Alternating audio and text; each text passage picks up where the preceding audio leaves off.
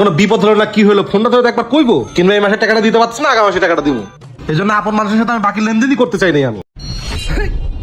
আপন মানুষ এভাবে ঠকায় সে মামা তো ভাই এটা তোমার থেকে আশা করি নাই। তখন কইছিলাম মনে আছে যে বাকিতে আম বিক্রি করলে সে আম পরে টক হয়, তোমার অবস্থা হয়েছে এখন তাই।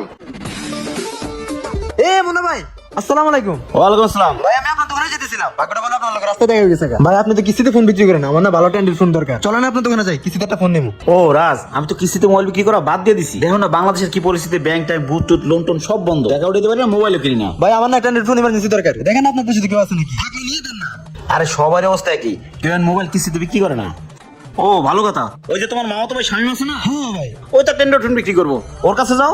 হের তো হাতের ফোন, আর হাতের ফোন নিতে গেলে নগদ টাকা দেওয়া লাগবে, আর আমার কাছে অত টাকা নাই। দিয়ে থাকলে কি কিস্তিতে ফোন করতাম ভাই কোন? আরে ওই তো তোমার আপন মামাতো ভাই। শোনো, রাতে কিছু টাকা পয়সাতে বুঝাই গেলে ও না করবো না, ওই ফোনটা ভালো আছে, ওইটা নিতে পারো নাই, দেখো যাও। আচ্ছা ঠিক আছে ভাই, আপনি যেহেতু কইছেন তাহলে যাই দেখি। আচ্ছা আসি ভাই। আচ্ছা যাও।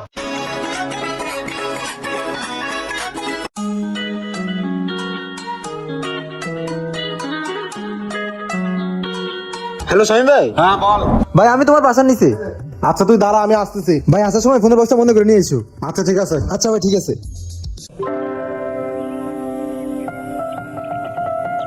কি রে তুই মোবাইলের ব্যবসার জন্য পাগল হয়ে গেছস, মোবাইলের দাম তো কিছুই করলি না।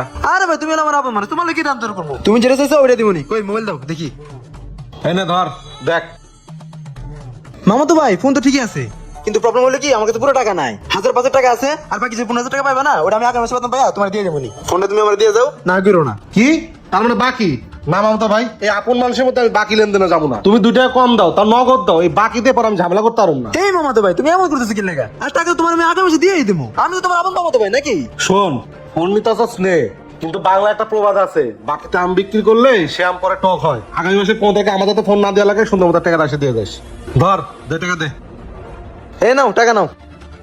এনে ধর, এর তো মোবাইলের চার্জার বক্স সব আছে, ধর। মামা তো ভাই তুমি নাকে তেল দিয়ে ঘুমাও, আগামী মাসে 15 তারিখে আমি বেতন পাইয়া তোমার টাকা দিয়ে যাবনি। আচ্ছা ঠিক আছে যা। এখন উড়ে তোরা টিকটক করবো।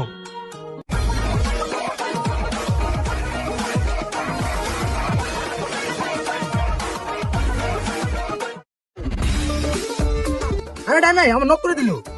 এই সিনে এনিমে আমার নক করে দিল, দূর। আমাদের এই ম্যাচটা আমি খেলি। ও তুই খেলবি? ধর মামা খেল। কি রে মামা, সে তো পুরো আগুনের মতো গরম হয়ে গেছে, একটু বন্ধ করে পরে খেলি। এই বেটা আগুন কার বেগুন নক টাকা দিল মানিস, মোর কি ঠান্ডা লাগে দিছি খেল। তোর ফোন তুই কইছস খেলি যা। এই মার মার। দেখছো ফোনটা ধরে না, এখন কোনো বিপদ হলো না কি হলো ফোনটা ধরে একবার কইবো কিন্তু এই মাসে টাকাটা দিতে পারছিস না আগামী মাসে টাকাটা দিবি। এই জন্য আপন মানুষের সাথে আমি বাকি লেনদেনই করতে চাই নাই আমি। যাই বাসায় যাই দেখি পাই নাকি। এই খাইছে রে, তাড়াতাড়ি পালাই। হ্যাঁ না ভাই, হ্যাঁ না এদিকে আয়। খাই গেলাম রে।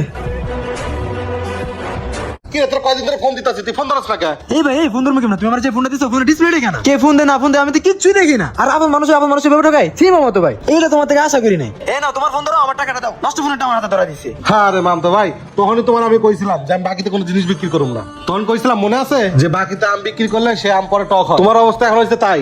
আমি কলার ধরে কইতেও পারি না টাকাটা ফেরত দে, যদি অন্য মানুষ হতো তাহলে ঠিক কলার ধরে কইতে টাকাটা ফেরত দে। বুঝো নাই? এই থেকে মানুষের শিক্ষা নেওয়া উচিত, তা আপন মানুষের কাছে কেউ যেন বাকিতে কোনো জিনিস বিক্রি না করে। আর এই মোবাইল তুমি 2 মাস ব্যবহার করে এখন মোবাইল নষ্ট না। হেই যাও, ফোন নিতে আইছে। হ্যাঁ আমার কি ফোনও চালাইছি টাকাও পাইছি, আর টাকা নেবনি। আপন মানুষের কাছে বাকিতে জিনিস বিক্রি করলে এই ধরনের প্রবলেমে পড়তে হয়। ভিডিওটি যদি ভালো লেগে থাকে বেশি বেশি শেয়ার করে সবাইকে দেখার সুযোগ করে দিন। সবাই ভালো থাকবেন, আসসালামু আলাইকুম।